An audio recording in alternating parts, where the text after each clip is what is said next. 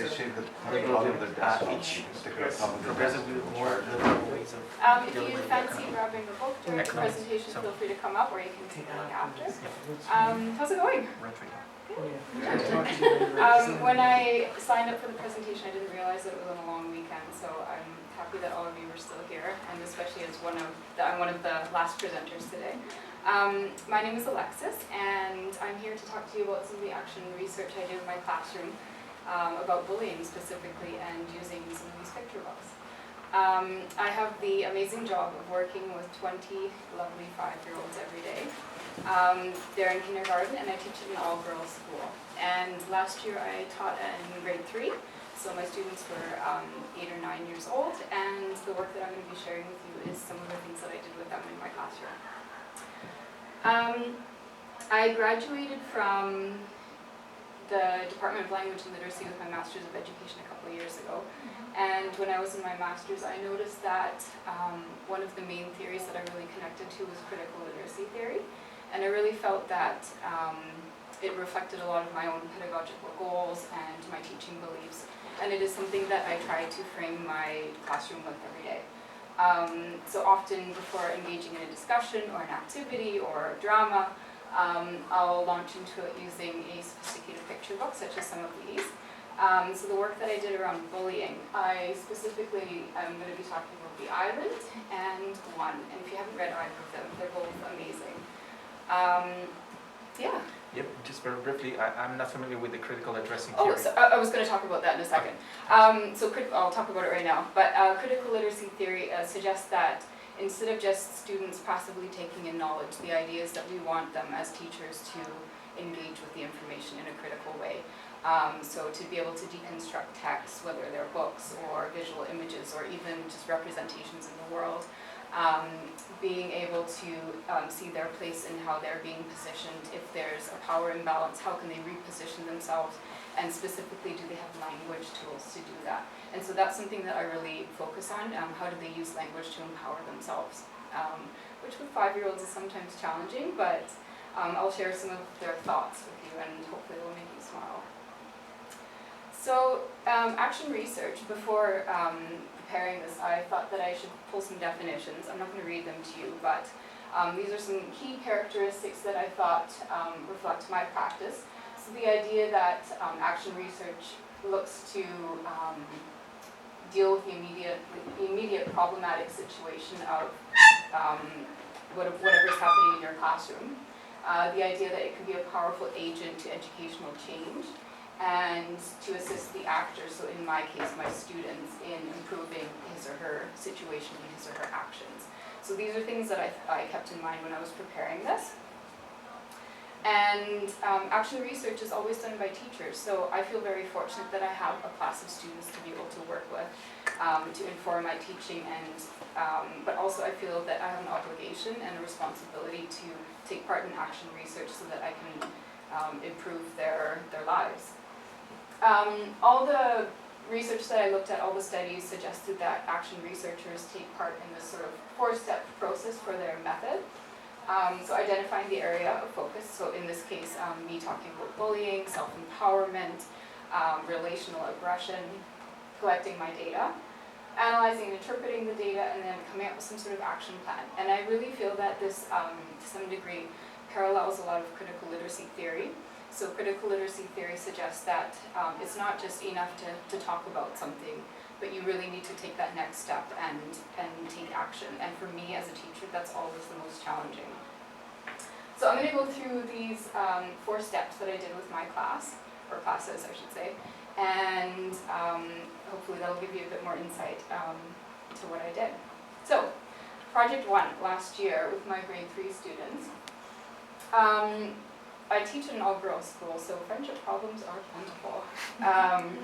Things come up all the time, and it was something that I was constantly coaching them with and mentoring them, giving them the language skills to deal with friendship problems and to navigate through them. I can say that we didn't have a bully in our class, which is very fortunate, but I wanted my students to understand the difference between having conflict, which is very natural and normal, especially at this age, and somebody that is a bully, and to be able to identify that if that were ever to come up. and to give them tools for self-empowerment. And so thinking about this, it was leading up to Anti-Bullying Day in February. Are you familiar with Anti-Bullying Day? Mm-hmm. Okay. If you're not, it's sort of a campaign of bullying awareness. And in my school, they frame it as Pink Shirt Day, so giving it a bit of a friendlier vibe and talking about friendship and diversity. And I thought that is important as well, obviously, but I wanted it to be more and to look at it through a critical lens. You know, why did this come about in the first place, and what is bullying really? So my key areas of focus would be, could they identify even what a bully was, as opposed to just a friendship problem that happened on the playground? Did they have the language to stand up for themselves in a way that is still positive and will result in a positive relationship? And could they identify a time that they actually felt empowered? Like, have they ever done this before, or do they just stand there and let it happen to them? So I read a couple of these books leading up to Anti-Bullying Day, and then I asked them, you know, what is a bully? Have you ever heard of the word bully? And they already had very strongly developed ideas about what a bully is, even though I'm not sure if any teacher had directly talked to that before. So they said things, somebody that's more powerful. One girl did this to show sort of a power imbalance, which I thought was very interesting. A person who was mean and somebody who doesn't treat you nicely on purpose came up. So they had some, you know, some strong background in it, but I wanted them to understand bullying is more than just relational aggression. It's targeted, it's on purpose, it's to the same person, it's repeated. And we had some girls in the class that I would say had problems with relational aggression, so they were sort of prickly personalities that would rub people up the wrong way with their body language and the tone of voice that they used. So these were things that we were already thinking about, and I didn't want them to be labeled as being bullies, so this was another part of my purpose for taking part in this. So I read a couple of picture books, and on Anti-Bullying Day I read The Island. I'm not sure if you are familiar with this. It's a very powerful book, and I actually questioned if I should even be reading it with students at this age. The pictures are all black and white charcoal drawings, and it talks about gossip and ostracizing somebody and the results of what bullying can do to somebody. So it had a big impact on my students, definitely. Out of all the books that I read, that was the most significant one. And then we talked about how we wanted to share with the other students in the school and perhaps around the world, what can they do to prevent bullying, how can they identify a bully, and how could we do this? So this is this action piece of critical literacy. And so they decided they wanted to make a video, but then some girls in the class felt that they didn't want to be in front of a camera, they didn't feel comfortable doing that, being on the spot. So we came up with a silent slideshow, which I'm going to share with you in a moment, where they had the choice of answering any of these questions on a piece of paper, and then it was photographed. So I didn't tell them which ones they had to pick, and I didn't coach them in what to write or correct their spelling or say that this many people had to choose that question. So it was very organic in that sense, and my role as a teacher was to compile it together and then put it on our class grade page so it could be shared with the rest of the students. So I'm going to show you this one quickly.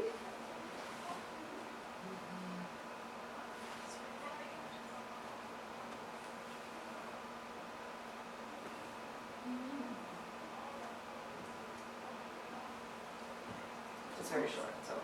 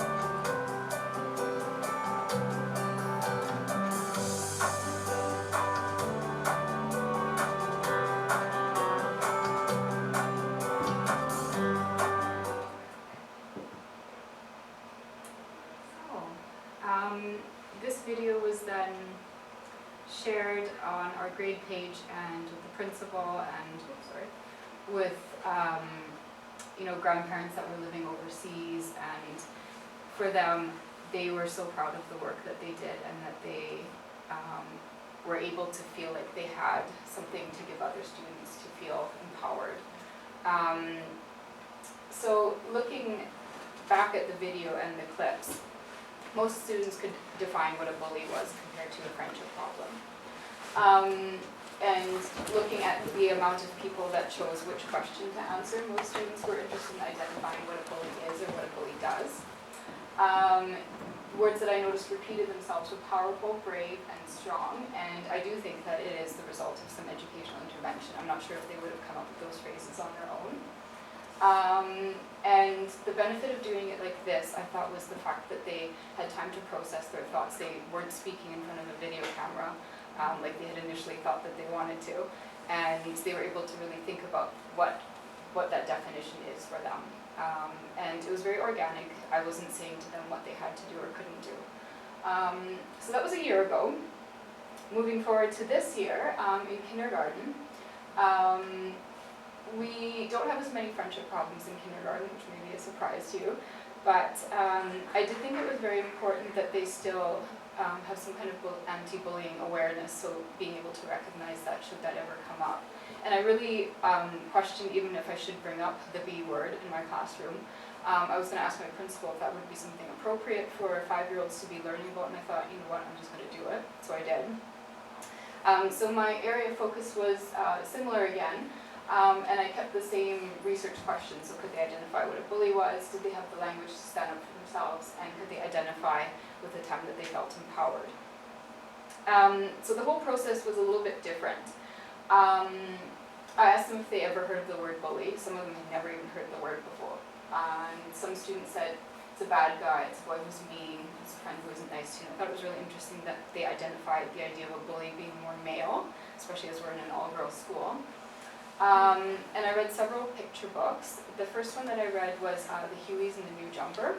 We did a drama activity related to that, and then I said, how do you want to tell other students about it? And they wanted to be in front of the camera and make a video.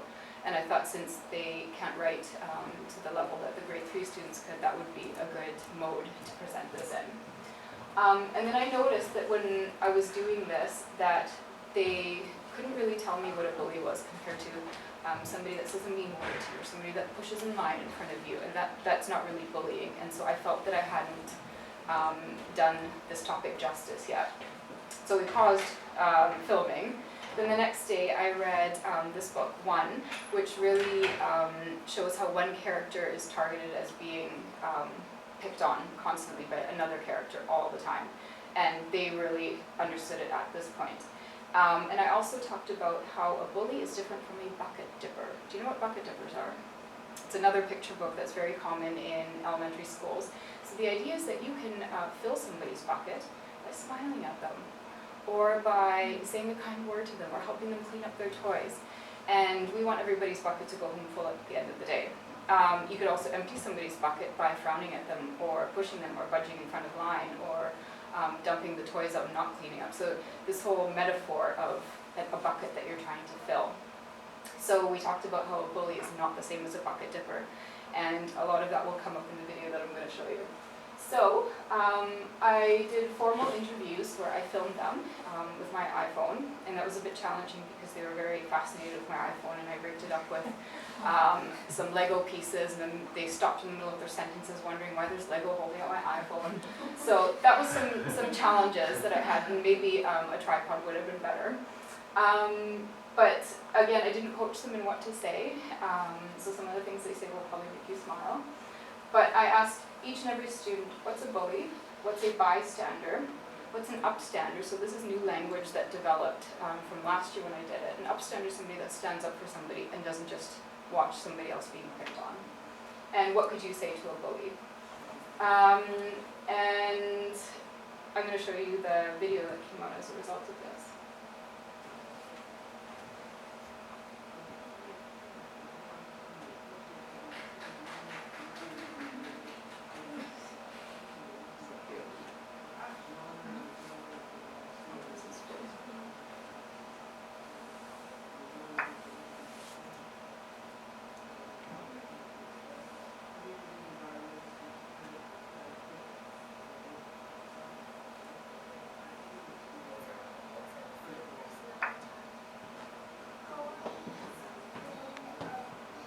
you're not nice to someone, and you're not nice to someone every day.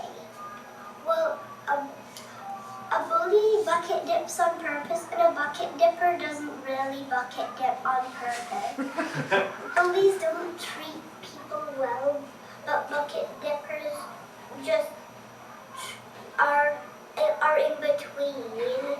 A boy is someone who picks on someone that he did the other day, and just a mean person just says mean things.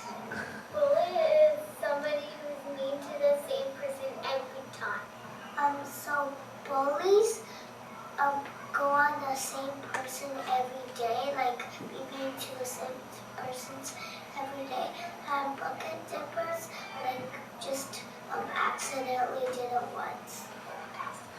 A bucket dipper can maybe do it on accident, but a bully does it over and over again. It's someone that picks over and over again. A friend doesn't treat you very well, and it doesn't be nice to you, and he doesn't be nice to you, and he always bullies you.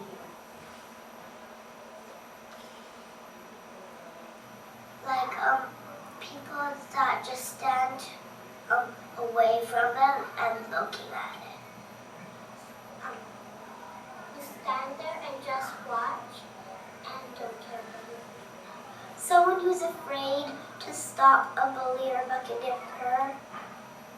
Someone that just stands there and can't be bored or bullies. A bystander is people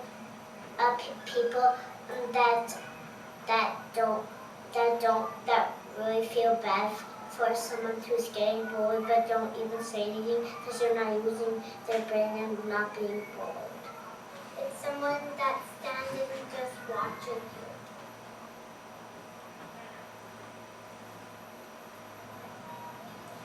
Helps people.